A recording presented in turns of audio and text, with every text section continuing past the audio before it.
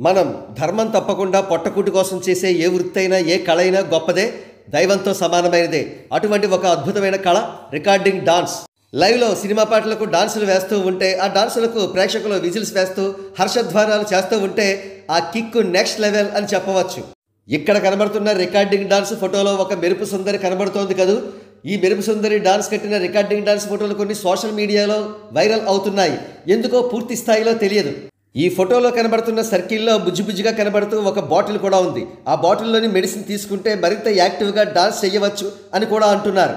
బహుశా అందుకేనేమో ఈ మెరుపు సుందరి అత్యద్భుతంగా డాన్స్ చేస్తున్నట్లుగా డాన్స్ భంగిమ పెట్టింది. అయితే ఈ మెరుపు సుందరి రికార్డింగ్ డాన్సులకే పరిమితమై ఉంటే ఎంతో పేరు ప్రఖ్యాతులు సంపాదించేదేమో.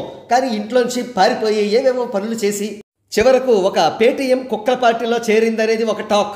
కుక్కల పార్టీలో చేరడంలో ఎటువంటి తప్పు లేదు, కానీ అచ్చం ఒక కుక్కలాగా గొప్ప గొప్ప వ్యక్తుల మీద మొరుగుతుంది అనేది మరో టాక్. ఇటీవలే ఒక గొప్ప లెజెండరీ పర్సనాలిటీ మీద ఏవేవో అవాకులు చవాకులు ప్రేలింది అని కూడా అంటున్నారు.